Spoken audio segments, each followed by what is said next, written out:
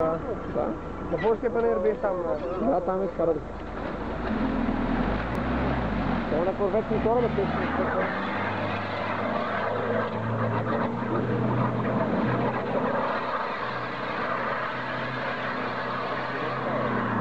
Иска да маневрира и да излезе.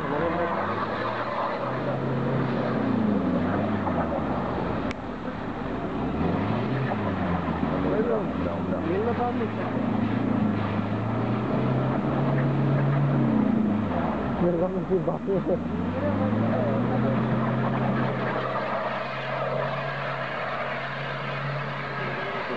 Изяде го там.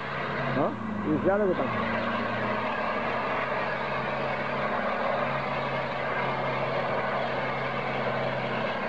Ето какво да направим още.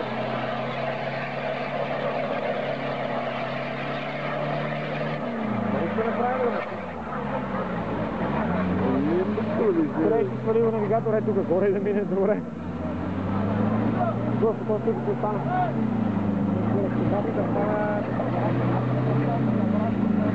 Том гумата покляма потъва.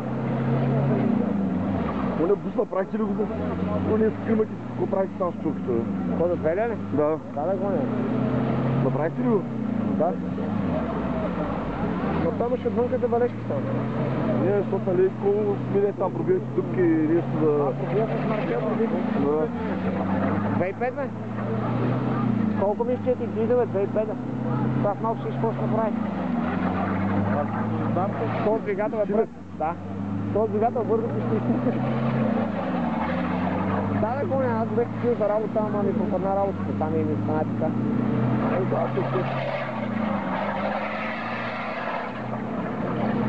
Ще направят работа? Да, ще я направя. Каквото да бъде Холандия. Да, бе, още 10 минути имаш.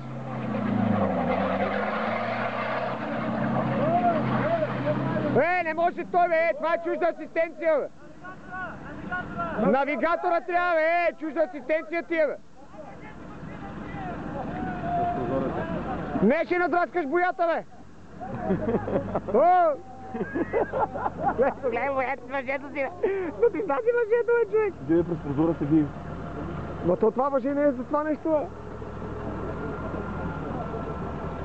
Няма право друг да му катача въжето. И 10 минути. И вътре вече 14 минути.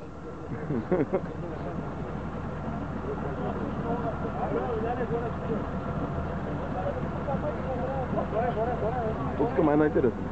Да, хубаво, човек, кой тук е интересно и гледаме как се калят. Въжето се къса ли?